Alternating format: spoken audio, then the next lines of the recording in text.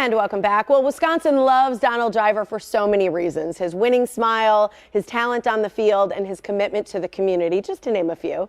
In today's Art Beat hosted with Ryan J., Ryan takes a closer look at the special collaboration between Double D and two prominent theater groups. That's right, Tiff. Theatrical heavy hitters First Stage and Marcus Performing Arts Center team up for the world premiere production of Dream, Quickie, Dream. It's an adaptation of the Super Bowl champs children's book series. And the show is primed to be a touchdown for all audiences, creatively bridging football and the arts. So here to tell us all about this cool collab is the show's director, Dimonte Henning, along with Kevin Giglinto, president and CEO of the Marcus Performing Arts Center. Hey guys, so glad to see you today. Thank you for having us. Such an exciting project. Kevin, I want to start with you. How did this collaboration strike up between MPAC and First Stage? Well, actually, if we go back to the beginning of our relationship with Donald Driver and all of the partnership we have had with him being our cultural ambassador, and Donald, beyond being the cultural ambassador, as you said, he's an incredible advocate for arts participation and about telling stories that reflect all of our culture and making sure that we're bringing in audiences and telling inspiring stories. And this is exactly what has transpired. And First Stage has been a partner and a resident company at the Marcus Performing Arts Center for many years. Mm-hmm. And there was a natural collaboration where we could pool our resources and really come up with a new story that really tells what I think is a compelling story that will connect with a lot of people. And then having such a creative team, amazing creative team, to put it together. Well, and Donald is the first cultural ambassador for the Performing Arts Center, correct? What are some of his duties in that role? So it is very broad because, number one, he believes it's about helping us reach out and connect to communities. So he has done those partnerships. He has done artist interviews and sharing these artists who are coming to Milwaukee maybe for the first time and introducing them to audiences who may not have actually known them before or understood their performances. And then he is out in the public talking about arts participation. And part of that is certainly participation at the Marcus Performing Arts Center, but it's about art in general. And that is really the most compelling part of it. It's really great at raising awareness. So how does a collaboration when the Marcus Performing Arts Center teams up with First Stage, how does that benefit the community as a whole and the arts? Yeah, I think from my perspective and our perspective it's again about coming together, pooling our resources so that we can create unique art that originates in Milwaukee and really telling the stories that should be told in this community. And by pooling our resources and us having the venue where the First Stage has been performing for so many years, it allows us to come together to create something new. Mm-hmm. And Dimonte, I've seen you on stage many times. You're incredibly multi-talented in the arts, producer, actor, director. What's exciting for you in this opportunity of directing not only something that bridges the gap between these great theatrical heavyweights, but also is a world premiere show?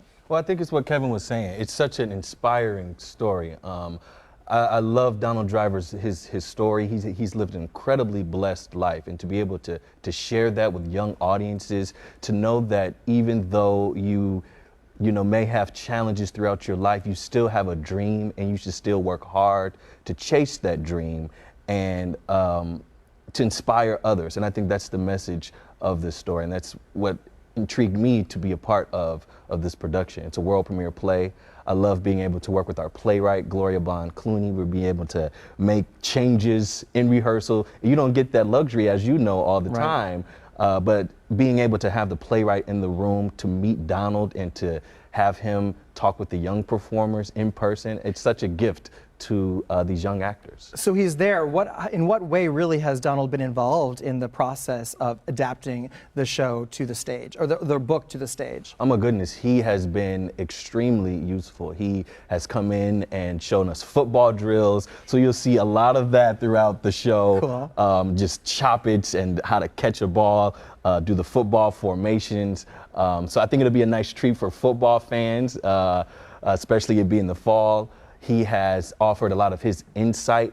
Not often do you read a book, an autobiographical book, and then you get to meet that person and you get to hear their story, just how we're sitting here talking right now. Mm-hmm. So it's just been a really great gift to have him in the room and to feel his energy throughout the process. I bet. Yeah. It's just iconic in many ways. And his story is so inspiring. Yeah. And Quickie is his nickname. Yeah. He's created this character as a way to help tell stories to his own children, develop this book series. Yeah. What is the show about, meanwhile? Without any spoilers, Yeah. how did these books adapt to the stage? And can you give us kind of the basic premise? Well, like you were saying, it's a very inspiring story.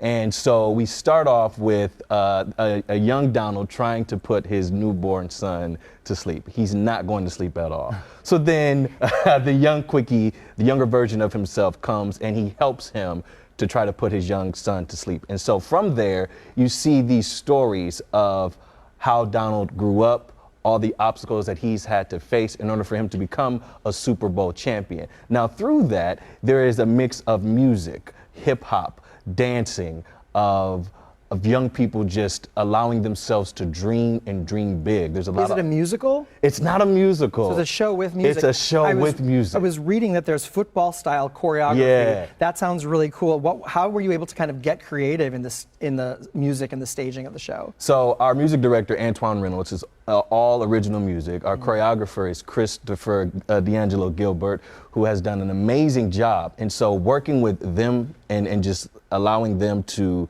step deep into my vision for this show, it's been an incredible gift. And I think audiences are going to really walk away inspired by this show. Absolutely. I think what's so spectacular is, I always say this when I'm reviewing like a sports movie, is I'm not a sports fan, but I love movies about football or boxing and the rest of it because the story just rouses you and gets you involved. So what's so amazing about Dream Quickie Dream here is that whether or not you're a sports fan, you can come out and bridge the gap over to the show. Whether or not you like theater, you might like football, it's got something for everyone, so everyone in the family can enjoy it.